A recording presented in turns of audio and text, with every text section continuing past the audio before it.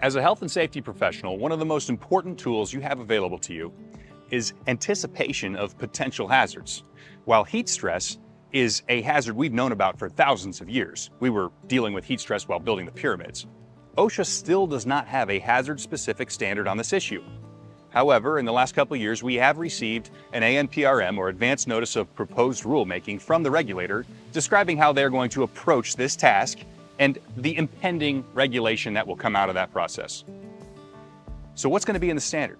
Well, we don't know, but not having a copy in hand, we can look at a couple things today that may direct us to an idea of what may show up in that final version. Currently, OSHA will cite against the General Duty Clause. The General Duty Clause is a piece of the 1970 OSHA Act that says employers have a general duty to provide a safe and healthful work environment free from recognized hazards. When you recognize a hazard as industry, it will fall under that category. So an example of a recognized hazard would be those that are described in the ANSI standard on foundry heat stress management, or other general industry-specific standards from consensus groups like ANSI or others. Another source we can look to for this kind of information is the NIOSH criteria for a recommended standard. This was originally published in 1972, but has since been updated in 2016, and that gives us a lot of current thought processes from the researchers on the effects of heat stress, the types of illness, prevention methods, the effects within the physiological processes of the body, things like that that we have improved upon in our knowledge since 1972. Another thing that we can look to potentially drive us in the direction of understanding what may be in the final version is the state programs that exist that have been approved by OSHA.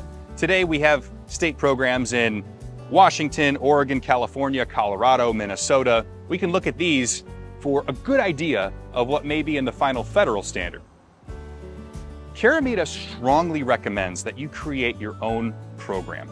That you create a program that includes recognition of hazards, training, dissemination of responsibilities among your management, provision of controls, provision of environments that can cool workers down during exceptionally hot seasons or during exceptionally hot tasks, even shielding for industrially manufactured heat sources from founding and from heat treatment and metals processing and bakeries and a host of other types of industries.